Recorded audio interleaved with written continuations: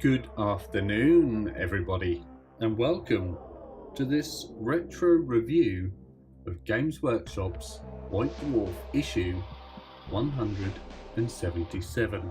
Now, with it being Orktober, I felt this would be very thematic. I'm looking for a date here when this was produced, but we shall probably see when we commence the read through. So here we are, September 1994. I was very young at the time. I would have been about 12, and this magazine is quite ragged, as you can see. Looks like someone's been chewing holes in the corner here, but for an old book, it's done very well. Anyway, here we have an ultramarine being chased by some blood axe commandos. Remember those guys? Down here we have some Eldar fighting blood angels in the old epic format. I like these land raiders with the hazard stripes there. I don't know if you can make those out. Here we are. We have some typical adverts, 1990s pictures, always good to see, and a Blood Bowl advert for the Skavenblight Scramblers. And not a team I would collect myself, however there's a lot of Skaven players out there, I'd imagine. Looks like the Lehman Russ just made its... yes, look, a sneak preview of the Lehman Russ. I remember buying one of these at release and thinking it was amazing.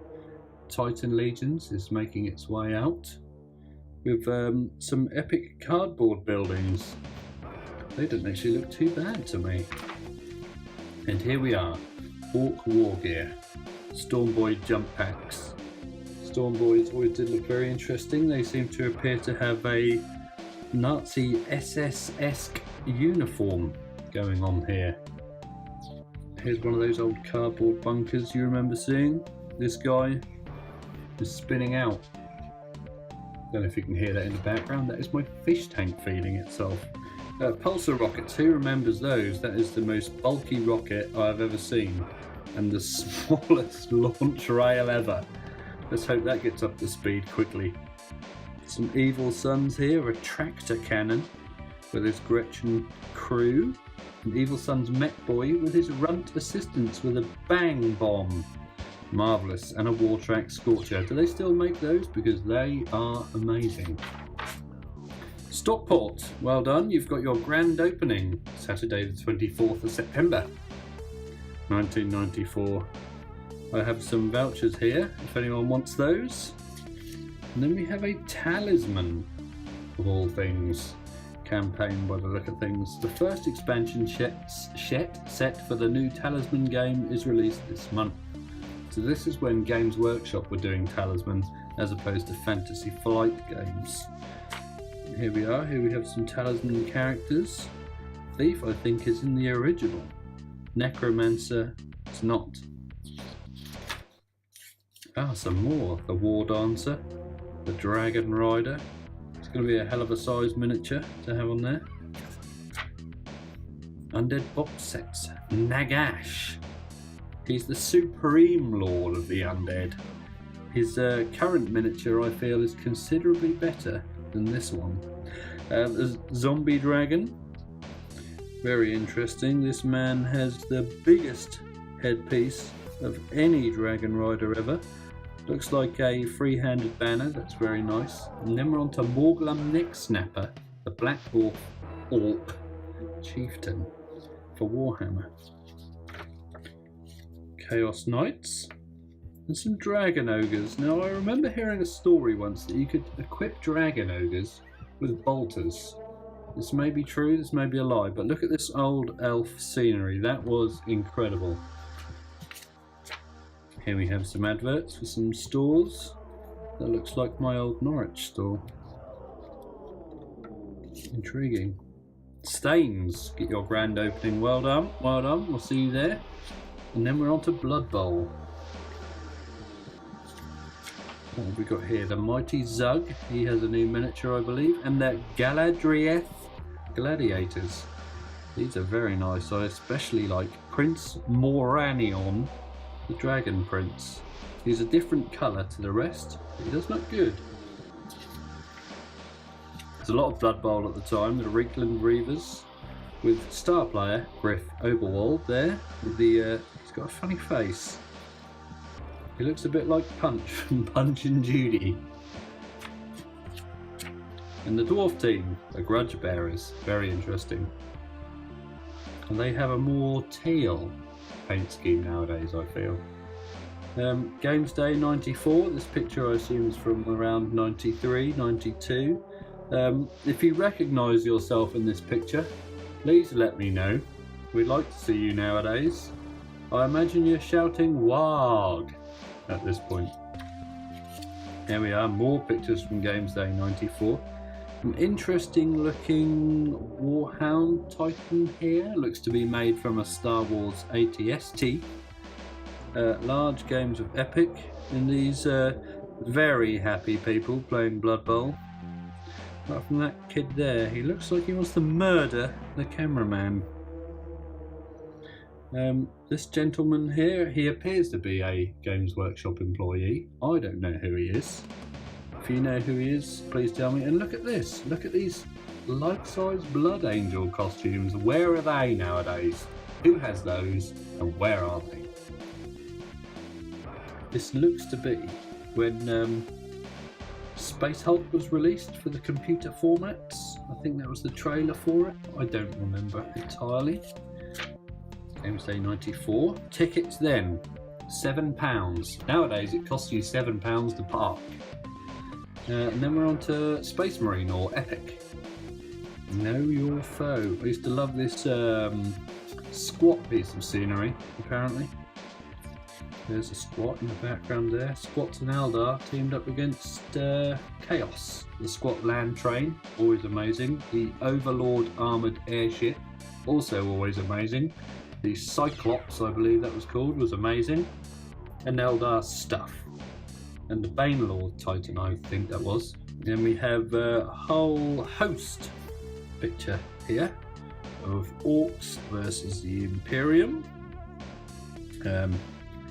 I think these are Stormblades. I forget the name entirely. And there's also some brilliant ones there with little missile racks on the side. If anyone can tell me what those are, I would appreciate it. These appear to tell you about your foes in Epic.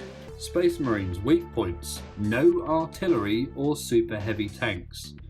So no falchions or glaives then. High points costs, which limits their numbers and how to beat them. Orks, dangers, vast numbers, lots of command stands, knobs and mobs can have very high breakpoints. And gargants. Is it gargants or gargants? We had this conversation the other day. Games Workshop Exeter, well done. We're having 3 in a month here opening up. Games Workshop appear to be on a roll. And then we have Old Weirdies Tacticus for Warhammer. Interesting piece of fluff here. These appear to be tactical battle diagrams of how to beat people. It appears that you would move up, move round, and win, apparently. Okay, so the Elder Guardians here, they are very monopose. This is before the multi-part kit, I guess. And then we're on to the Citadel colour paint range. Over the last year or so, Games Workshop miniature painting expert Mike McVeigh, I assume this is him here, looking very young, has been working hard on a complete revision of the Citadel colour range of paints. In this special article, Mike explains how this project came about and his ideas for the future. I'm looking forward to seeing what his ideas for the future are. Now we're in the future.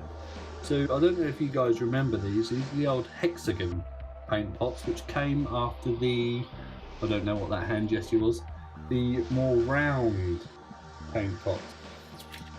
So here we go. Here are the new paint sets. I don't know if anyone remembers the previous paint sets, but it appears that we came with inks, which kind of came back now, washers and glazers. These are brightly coloured inks that have a slightly different application to washers. Glazers are used when an area has been highlighted and you want to brighten up the finish. Quite often when you use white in highlights, the end result can look a little too pale. Pastel normally they say, a glaze over it, yeah, bring the richness back. Makes sense? The range is hot. Here we go, future plans. Oh, not as in depth as I expected. Once the basic range has been released, that is not the end of the story. The range will be constantly developed, and more sets and individual colours will be released, including adding some of the more unusual tones and colours that are difficult to mix successfully, or we get rid of the whole line 2 or 3 times and then we'll start again, which is what actually happens. Now, Games Workshop, if you're listening, I do love your paints, especially your base paints, but please, can we, on your, I don't know if you can hear me, on your next revision, take this for example. This is Imperial yellow. Let's have a look in here. This is dried out and manky. Look at the back here. This is disgusting. They don't shut properly. They're not very good. Can you please, I'm going to cover up the brand name. Move to these bottles, please, because they are 100 times better. Anyone who tells you any differently hasn't tried both for very long. Yes, there are pros and cons to both, but the dropper bottles win by far, in my opinion. Anyway, so we're back onto the adverts. New Chaos Box, Chaos Knights, and Beastmen, if anyone bought those. Then we have a battle report for Warhammer 40,000. Hold the line between Space Wolves, led by Ragnar Blackmane, remember him, against Eldar. This close fort game uses the battle bunker rules and missions from White Dwarf 169. I might dig that one out. Anyway, this is a lovely piece of artwork here. I don't know if you guys remember that. I don't know who the artist is. If you do, let us know. So we have Adrian Wood looking very unhappy with his 2,000 point Eldar army, and notice that there are not many models in that 2,000 points of Eldar. He's also got 3 battle bunkers in his list. Against Jake Thornton, he's much more happy. Maybe he wins. And he has his Space Wolves with Ultramarine Land Raider, which they have borrowed or acquired. And he has even less models, but look, there is the best model ever, the old Imperial Assassin, and also one of the other best models ever is the old Imperial Psyker. What is it called? Psyker Champion. I don't remember it being called that. Map layout is very green. I don't know if you can see that. Space Wolves turn 1. Eldar are pulling ahead by 4 points. While the Space Wolves, meanwhile, are trying to work out where they got the Land Raider from. Does anyone remember this cardboard bunker? Maybe I have that somewhere. Turn 2, Eldar have dropped a point. Okay, so they aren't adding, they're not adding the points on, so they have 7 points in total. And in the end, they've got another 5, and the Space Wolves have 3. So it looks like the Eldar are rinsing. Then they take another 10, the Space Wolves 9. And it comes quite close here towards the end. Turn 5, turn 6, they get the same. And that is the end. But, oh no, I can't believe it. After several hours of some of the most bitter fighting I've ever seen, it was a draw. Well, I guess those points added up differently to what I thought they did.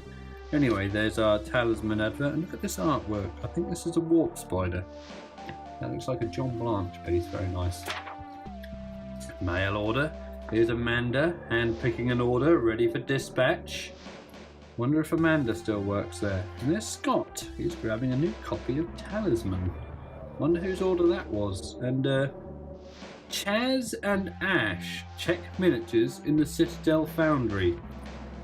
Now, Do Chaz and Ash still work there, and are they still checking miniatures? I would like to know. And there are the mail order trolls, Andy, Steve, Ed and Gordon. All 4 of them. Here we have your old mail order sheets. And we're on to the old catalogue section. So here is our new models that we saw. There's the Dragon Ogres. No sign of the bolter that I'd heard about. That must have been a lie. Blood Bowl star players, my favourite. Griffo Bald, Punch from Punch and Judy, and a man with a bomb. Fungus the Loon, Nobbler Black Wart, and Scrapper Sorehead. I also like this pulsar rocket. It looks terribly designed, but it's a wonderful miniature. This Gretchen's hammer is huge. If he hit that, it would probably explode.